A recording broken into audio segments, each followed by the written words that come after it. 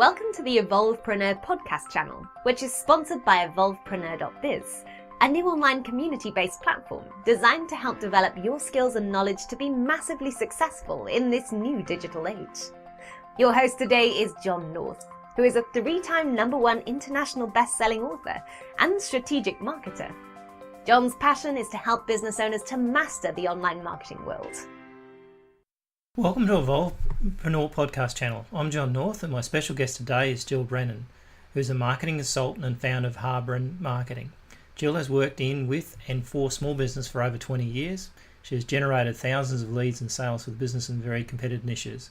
This practical experience is underpinned by Bachelor of Arts and postgraduate qualifications in international marketing.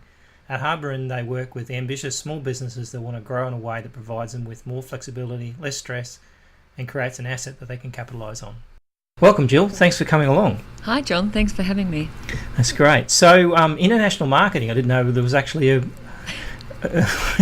how do you learn international marketing? It seems very challenging. This was quite a while ago, so it's interesting because, you know, the things that we did in international marketing was how to enter a new market, and obviously that was before the internet, when you could just put up a website and reach as many markets as, you know, as you wanted to have access to. But yeah, it was a lot of that, and you know, when, you know, if you're shipping things, when control changes.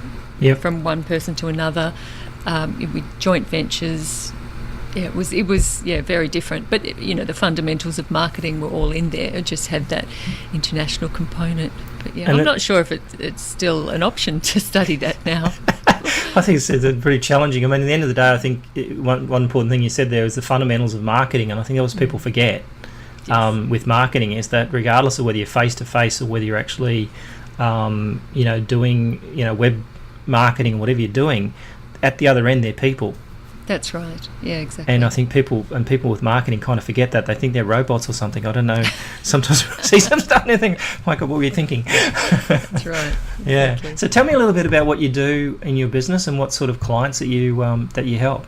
Sure. So typically it's more established businesses with sort of a turnover of 2 million plus, and they've probably, got to a stage where they're doing okay, but if they want to really grow, then they need to turn marketing into more of an asset. So have more systems, processes, not just make it that it's the responsibility of the business owner. They perhaps have employed someone who, might be marketing junior or is focused on one particular area. So we come in, help them work out the strategy for their marketing, mentor them to make it happen, and train them so that they know what they're doing.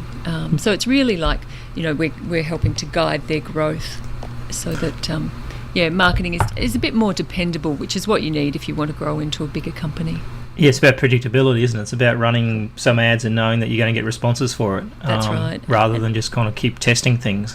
Yes. Well, I think there is a place for a lot of testing, because marketing is an iterative process. You do something, you see what happens, and then you try something else.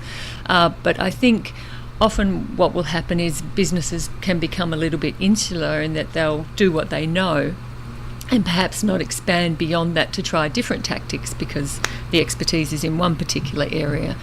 So that's part of it as well, as sort of expanding their options about what's possible. So what's the biggest mistake that you find when you go to see people that may be struggling with the marketing? What do you think what's the first thing you talk about when you talk to them? What do you think their, biggest challenges in terms of, like, a lot of them don't kind of follow a certain process when they do marketing. It's kind of random.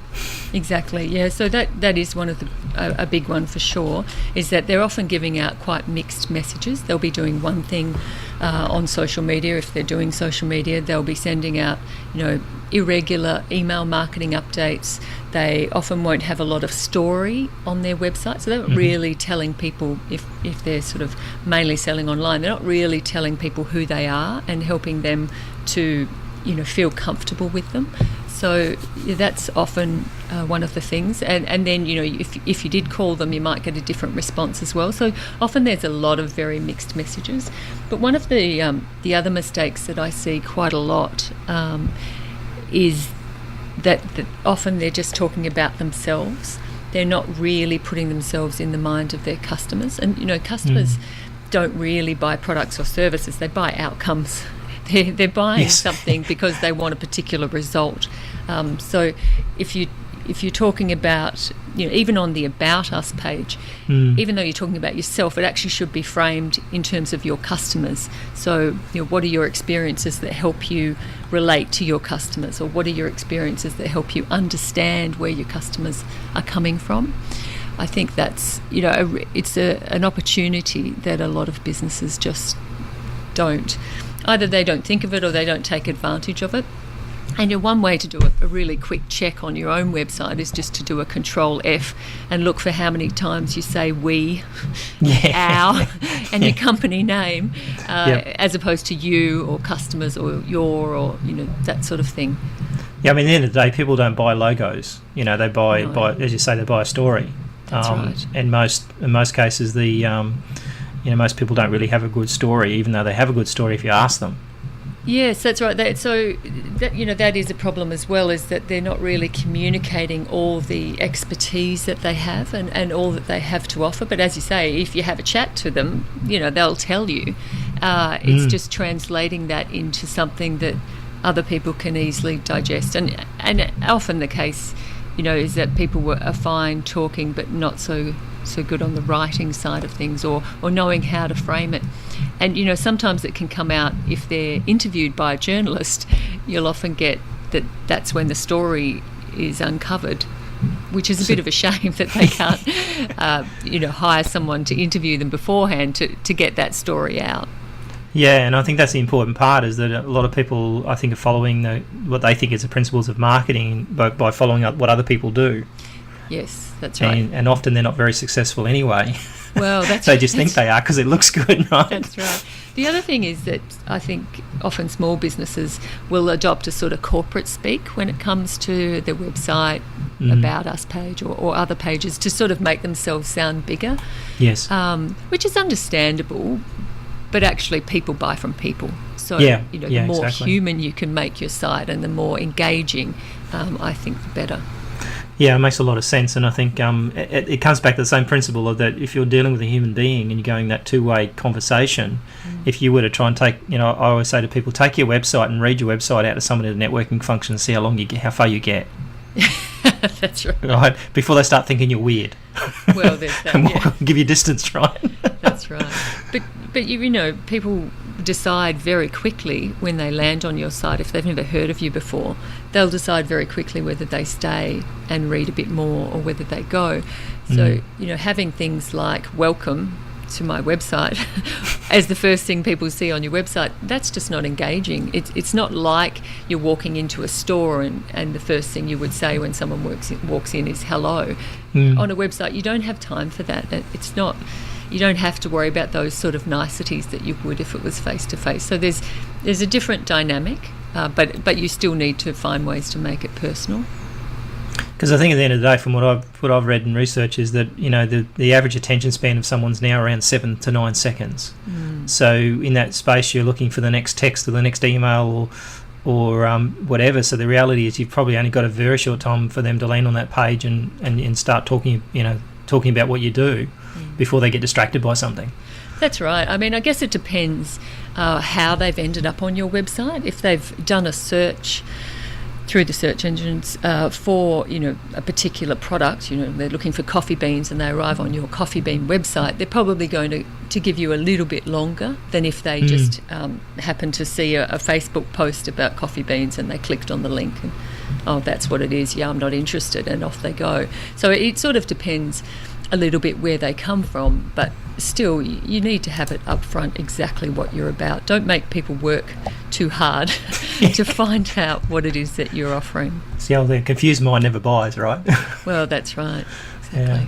So in terms of what you do for your clients, what's the what's the biggest takeaway, the quickest thing someone can implement straight away, like to get some results, besides obviously maybe looking at their website in a different lens? What do you think is the main thing that someone should start with initially? I mean, what's the first thing you normally say to a client? Well, normally I would ask 3 questions. So that's, what problem do you solve for your customer? Who's your target market? What problem do you solve for them? And then what do they value? Because that tells you,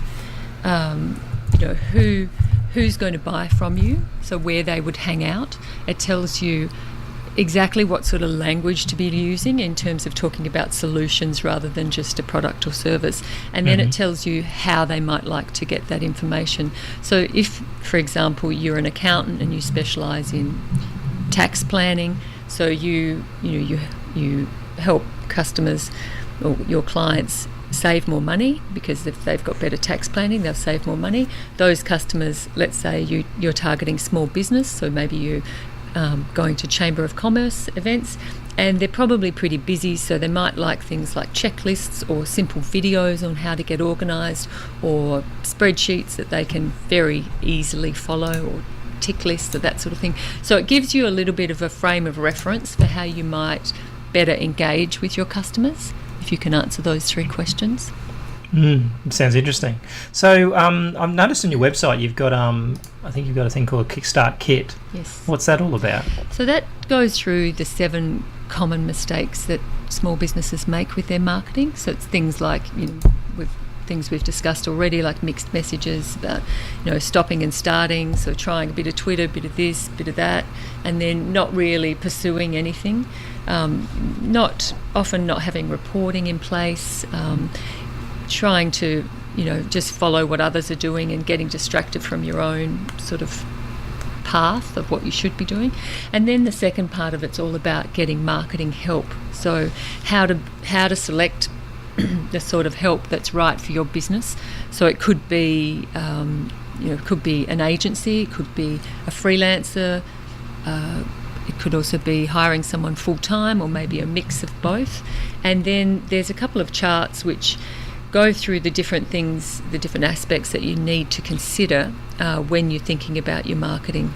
So what sort of budget you've got available, how involved the business owner would like to be with marketing, what your goal is, as well as things like, speed of service, the level of expertise, how much control you want, that sort of thing. So it just goes through all those different options and provides a way to sort of think about it rather than just, well, someone called me last week and I'll give him a go. Give him a run. So it's I'm on a bit of a mission to help business owners make better decisions around their marketing, and so that's what that Kickstart Kit is about. It's really trying to give people, business owners, a better idea, just a little bit more objective approach. Because it's funny, I know maybe you've seen this as well. They find the youngest member of staff who must, because they're young, they must know about social media. So they suddenly become the marketing person in the business because they're the youngest and they probably understand how to use Facebook. That's right. I absolutely see that. Yes, but just because they have an awareness of social media, obviously they've grown up with it, most of them, doesn't mean that they have a strategic focus in working out what's good for the business. And then also looking beyond social media. Social media is great, and the effectiveness for generating leads varies depending on what sort of business you're in. I remember chatting with a woman who lives on the Gold Coast, and she runs a beauty salon, and she got like 95% of her business through Instagram. So it was wildly effective for her particular type of business. For sure, yeah. But, she didn't even have a website at that point. She's then set up a website to get, people coming that way as well, because, of course, she realised that having all your leads coming through a third-party website wasn't a great sustainable approach. If Instagram changed the rules or whatever, that it's really outside your control. So she wanted to shift it a bit, but still she gets, as I understand it, a lot of business through Instagram. So that's good for her business, not necessarily great for other businesses. But there's so many other strategies available: online advertising, email marketing, content marketing, speaking, partnerships, even trade shows. It doesn't have to all be online as well. So I think that's one of the problems, is that often someone who's very good at social media will say that, well, the answer is social media, and it may or may not be depending on your business. Yeah, and I think a lot of times that I look at clients too is that reality is that if you say all your business comes from one source, then that's probably the riskiest thing you can have in your business, because at the end of the day, if that, as you say, if it fails for some reason, you get banned on Instagram because somebody put a photo up that you didn't like, then your entire business stops tomorrow. And I don't know about you, but we try to talk to clients about building pillars of marketing where they might have 6-7 different ways to get business. Some are working well, some are sort of growing, but at least don't just think, like, I've cracked Facebook, now I'll stop. That's right. And that's fine, I'll just get all my business on Facebook, and then suddenly tomorrow, I've seen, one of my clients, their group shut down overnight, and she didn't even know why, and 60,000 members in that group, and that was just gone, and it was never recoverable, and they wouldn't talk to her. Yeah, well, that's the problem. They're not great on the customer service. So, or if for example, your Google AdWords account is shut down, trying to get an answer out of Google as to why that happened is really difficult. And so, yes, you do sort of have to start again, which is really frustrating. Perhaps not as difficult if it's AdWords, but if you have built up a community like the example you gave on Facebook, then it's really difficult. Yeah, and as you said, they're very hard to communicate with. I think Twitter is probably the worst one I've had just recently. We've been trying to get access to some Twitter accounts that got hacked by a client, and there's no way to contact Twitter. And you just go in an endless loop of contacting them and them saying, go back and do this, and going, I think the latest suggestion was go and log in via the mobile app, and going, well, what's that got to do with anything? Yes. You're just giving me standard responses to keep me busy to eventually, the only way that we could get these accounts to shut down was actually report them. And get them shut down that way, because there's no other way that we could find to communicate with them. So I think that's the key to it is to make sure that your systems are set up in such a way that you're going to be able to, bring other sorts of business in, I think. That's right. Yeah. And even if you do have a lot of business coming from social media, you're wanting to get them off social media into your own, onto your website, into your system as well. So not just leaving them and sort of keeping it all in Facebook or Instagram or whatever it is, so that you do have a little bit of control then. I guess as also, most people are doing social media because they actually want to generate sales or leads, so you'd be wanting to get them to your website anyway. But I think, that should be a big focus. Yeah, and I think I see that a lot where people, they're relying on the social media to sort of essentially are outsourcing customer service to social media. And I think that's risky, because the thing is that ultimately, it's social media is like the old yellow pages. People, look you up, find out who you are, and then go to you. You at that point, you want to collect their information. You want to be able to follow them up your own way. That's right. And I think social media is so unreliable in terms of the amount of messaging that comes out now. That you'd be pretty hard to kind of keep track of it all, and then you suddenly got an annoyed customer because they've decided that they're going to put comments on a post somewhere that you're supposed to have read. That's right. The other thing I see too with social media is people don't always make their website very obvious, the link to their website. And you think, well, that should be front and centre. Or it's broken. Well, yes, there's that. But it's that, thinking that the social media is it. And I think it's actually, some products you could sell directly through social media, but often people want to see, well, what's actually behind that? And to go from, to go from social media to a sale, that's not an easy task. So you need to be using that as your sort of warm-up area, and then getting them to your site or to some other information to find out more. Yeah, exactly. Otherwise, you're really trying to convert cold traffic with no real reason to be there. I think the other thing I see with, I think everybody should go and check their Facebook out, particularly their pages, and make sure, number one, their actually links do work and they've actually got links up there, but maybe also don't have 20 links of different websites, so they've got to actually then start thinking about which website I'm going to go to, because I see that a lot too, and particularly the online entrepreneur, where they've got different business ventures running. They'll whack up every single link they've got, and then you go to their Facebook page and you think, well, okay, where do I start here? What do I do now? Yeah. That's right. I was at a networking function last week, and someone, when they introduced themselves, did a similar thing. They're involved in 4 or 5 different businesses, and so they sort of rattled them all off, which, I mean, on the one hand is great. It shows, you've got a diverse range of interests. But if I was to then try and tell you now, a few days later, what that lady does, well, I can't remember. Yeah. So it's not great to have, multiple websites, because it's very difficult for people to remember, one bit of information. But if you give them 5, and okay, if you're on social media, you can click the link. But if I was trying to tell you, I saw this website the other day, or this Facebook page, and it had a link, and it was all these different websites, and it doesn't make it very shareable. From a a literal word of mouth rather than just a Facebook word of mouth. Yeah, exactly. So you need to be thinking about that as well. I think how easy is it for people to talk about you in a positive way. And I think it's also about specialising in something that people can relate to. And I mean, I think that's the biggest problem, is that most business owners or whatever, they'll start multiple businesses, and I've been there as well. It's like the pretty shiny syndrome, where you actually go out there and grab different business, start different things, and then get sick of it and move on to something else.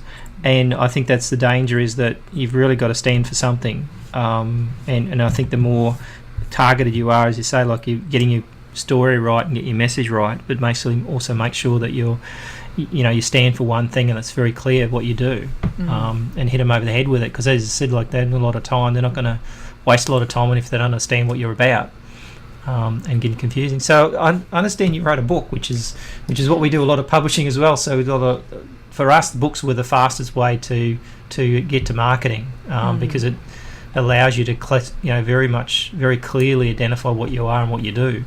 That's right. It's a good learning curve for most people. I reckon if nothing else, you write a book, you figure out what your business is about. Exactly. I was amazed when I sat down to write it, how much I actually had to say. It just kept coming out, so I guess that was a good thing. But yeah, I wrote a book, and it was published last year. It's called Get Smarter Marketing: The Small Business Owner's Guide to Building a Savvy Business, and it's part of that quest I was talking about before. It's really for small business owners, and it's a practical guide. There's not a lot of jargon in there at all. It's very useful. And it's really about helping small business owners make better decisions around their marketing. The first part is all about how to put together a marketing plan, what the key elements are, and then the second half is all about how to make your marketing scalable and repeatable, as well as how to get help. Okay, so that's all available off your website from what I see, yeah. It is, yeah, and it's actually going to be published in the US later this year, which is exciting. Right. Okay, so at the moment it looks like it's only available in print form? It's available on Amazon as well. Okay, great. And it will be available in bookstores in the US. Oh, cool. After October. Nice. don't know whether you're going to make much money out of it by the time everybody else has their go, right? Well, there's that. It's not really about money making. No, that's the most. I think the biggest mistake people think is that they write a book and they're going to be like Harry Potter, right? They're going to make all this money out of royalties. I don't even know if she makes that money much out of royalties anyway. But I think it's important for especially people in a service-oriented business to have something like a book, because the only way people can experience often what I do is by working with me. But now they could read the book and see whether I'm aligned with the way that they think and whether we might be a good match. So it's a great way for people to sort of experience you without having to spend a lot of money. Yeah, exactly. And I think it's also, to me, writing a book also shows that you're an authority on a subject. I mean, most people couldn't write a lot of information if they don't know what they're talking about. Sure. And I think that's the thing about it. It shows that you're an authority on what you're talking about, because you wouldn't go through the time and effort to write a book if you didn't know what you were talking about, because sooner or later someone's going to come along and ask you a question, right? Yeah, that's right. If you can't answer, it's going to look pretty dumb. So, okay, that sounds cool. I'm just trying to think what else I can ask you. Is there, where do you see marketing going, like, in terms of, like, today, like, I interviewed someone just recently about LinkedIn and asked the question, where do you think LinkedIn is on the business cycle? Like, businesses start with adolescence, maturity and that sort of stuff. And he said that he felt that LinkedIn was sort of middle-aged. And it's quite strange when you think about it because, Facebook, LinkedIn, they've only been around about 10 years. But they've probably matured faster than any other platform or any other sort of, technology that's come out. Where do you think it's moving to in terms of what you see? And where do you think we'll be in, 5 years' time or even a year's time? I think it's difficult. Things are changing so quickly that it's a little difficult to say, although I've read quite a bit about AI and how that's going to change things, and it's going to change lots of jobs, not just in terms of marketing. But I think there's a lot of there's so much more access now to big data and data that we could use to market better. But if we were manually crunching all that sort of information, then we can all get lost in analysis paralysis sort of thing. Yeah, for sure. I'm sure that's going to become something in the future that we can all sort of access, which will make it very interesting because it'll really raise the playing field of how we all market. I was listening to someone just yesterday talking about how he actually likes the fact that ads that he's interested in will present to him online. And I think most people actually do. They don't want to just see a random ad. Like if I'm online, I'm not interested in seeing ads that are targeted at new mothers because I'm not in that space anymore. Exactly. So, I think that it is going to become a lot more sophisticated, but to do that, it requires sort of understanding more about individual preferences and what it means when you visit a particular website.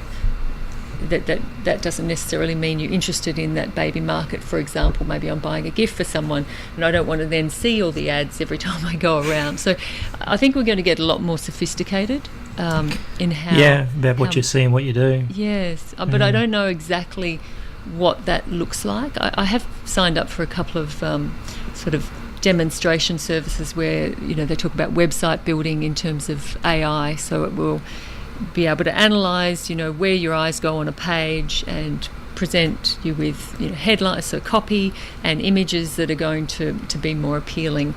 I don't know exactly how that plays out, and the demos I've seen haven't been that convincing that they've really got it nailed yet, but I could see perhaps that's where we might end up.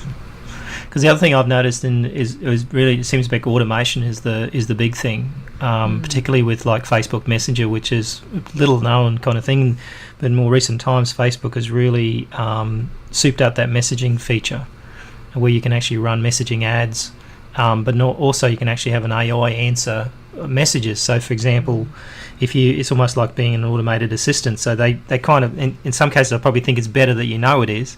But basically you go in and you might ask a question about something and then it'll present back the results. So it's almost like you're talking to someone, but all they're really doing is the automated machine is saying, okay, you've talked about you're interested in baby formula or something like that. This is the link to the baby formula section on our website. Yeah. And I think that's where a lot of small businesses, that online business particularly, can really beat the big guys is through automation. Yeah. Because they've got to be able to leverage the fact that they don't have as much staff. I was actually reading today that Amazon's now got 300,000 staff, and they've grown from 50,000 or something crazy like only 2 years ago. Yeah. You can imagine what the monolith that generates in terms of size for someone that's small trying to sell online against someone like Amazon. That's right. But I guess just maybe 2 points there. One is I think there is a huge appetite for more customised help, and if that comes in the form of a robot or not, I don't know that people are that fussed as long as they sort of get the result that they want. I'd rather do that than sit online for 15-20 minutes wait and speak. I've been there the last couple of days trying to ring people up and it's just a nightmare. Exactly, that's right. I mean, I keep trying Siri and just on my phone, and I'll ask a question because I can't be bothered typing it in. And, it's probably 50% of the time she gets what I'm asking, and, often she doesn't. But if she was more, if it was more accurate, then I would probably use it far more. So I definitely think there is a need for that. The other thing, in terms of competing with players like Amazon is what Amazon doesn't do is that, sometimes you just want to have a chat with someone. Yes, And you want to know their opinion about the product you're about to buy. Exactly. We're getting modifying our pool, and we had someone come today, and he was talking about, if we going to build a new wall to change the shape of the pool, and we'll make sure that we put in the pipe work for solar. You don't necessarily want solar right now, but we're going to put in the pipe work because it's an extra couple of $100, and whereas if you try and do it after, it's thousands of dollars. So that's the sort of experienced knowledge that you want, and I think that's what small businesses can bring out in their website and in their expertise in how they explain themselves, that you're not necessarily going to get from an Amazon. And I think that's a very true thing, because at the end of the day, a lot of people, and books are an interesting thing, and it comes into this too, is when you create content for people and you're telling them your secrets, if you like, people worry that they're telling them everything and that they're going to go and use it again, use it and not buy from them. The reality is the reverse. Once somebody realises you know what you're talking about, they want you because they feel comfortable that you're going to be able to solve their problem, rather than the other way around where you've actually told them stuff they're going to go and use it somewhere else. Reality is, if they're going to go and do that, then you probably don't want them as a customer anyway. But that's right. At the end of the day, I think that information, providing that information and being valuable and telling people stuff, they're more likely to do business with you than not.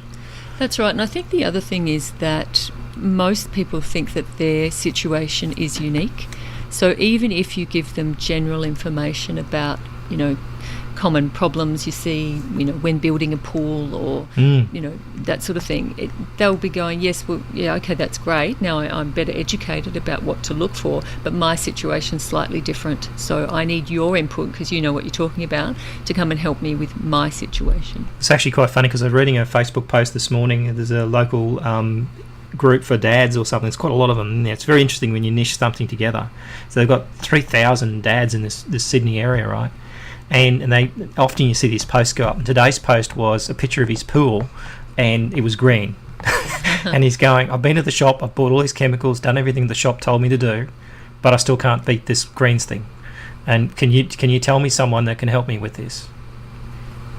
So he's got to a point where obviously he's prepared to pay, someone to come and actually do it properly. And God knows how much money he spent on pool chemicals. But the reality is, these pool companies probably said, "Look, we'll come out," and they no, I don't want to pay for that. So he's got to a point where he's realised that advice would have been a good thing.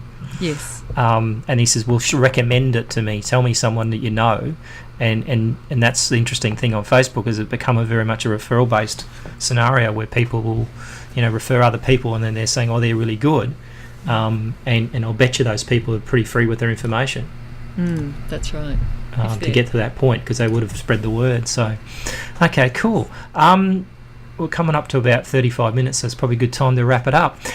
So what's the biggest piece of advice you give someone that's starting in their marketing? Often a lot of sayings we say, if the marketing's not working, it's probably time to hit the reset button and review the whole thing. But what sort of advice would you give to someone who's struggling and not really getting anywhere with what, maybe they're spending good money and they're not getting anything? What would you think the first thing they should probably do? The first thing they should do is see what has led to their best customers. So, if they look at the last 6 customers that they got, that they really, that were great customers, look at how they got those customers.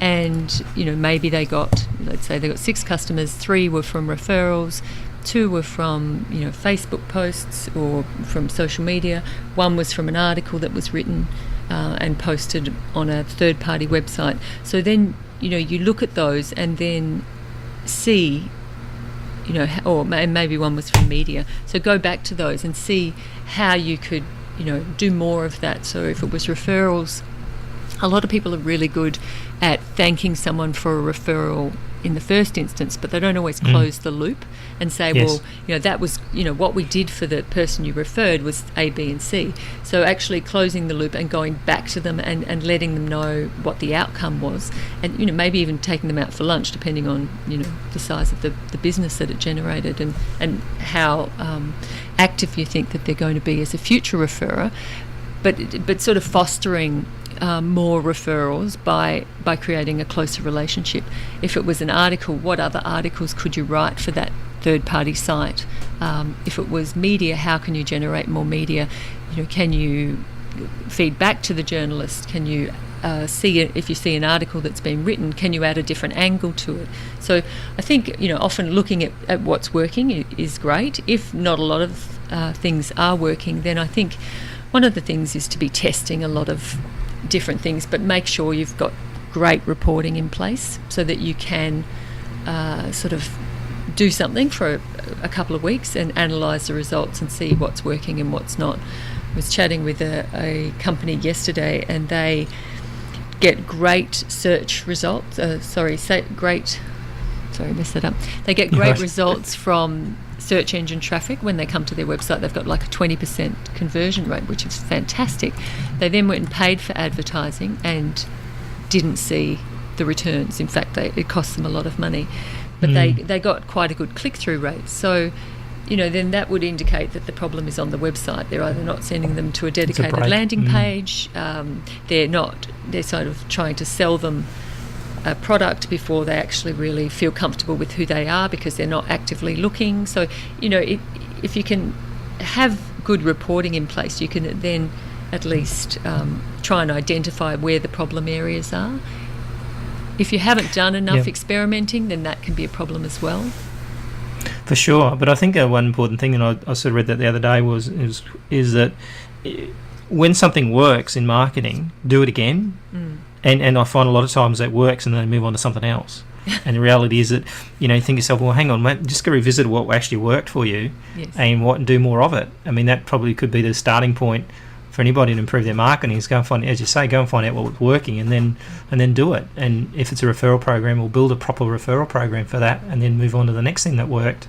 Then suddenly you are building up those pillars of different types of marketing sources, and it's, I guess, trying to automate it as much as possible in terms of tracking and reporting, and then it's a lot easier down the track to do more of it. Yeah, that's right. The other thing I think that often people, when they're starting out, perhaps don't do enough of, or not just starting out but struggling with their marketing, is look at partnerships.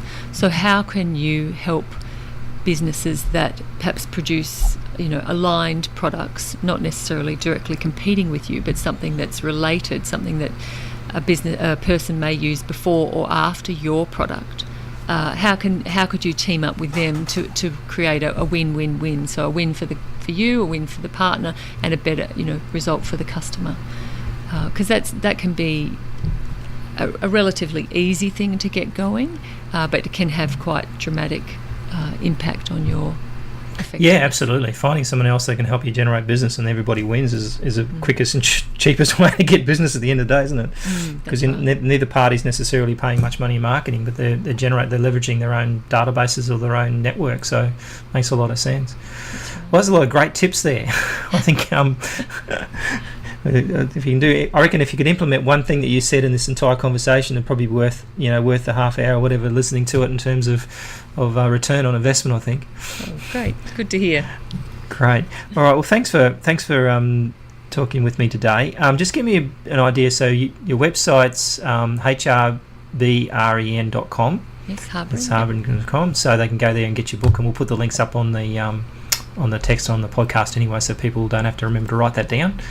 And if you like the podcast, grateful if you do an iTunes review on us. You actually have to log into iTunes to do that, crazily enough. You can't do it off your phone. Okay. Any iTunes reviews we'd gratefully receive. So thanks, Jill, for coming along, and I'll hope to talk to you again soon. Thanks very much for having me. Cheers. You've just been listening to another great Evolvepreneur podcast interview. We hope you enjoyed it. Please visit evolvepreneur.biz today to find out more about our online community and how you can take part.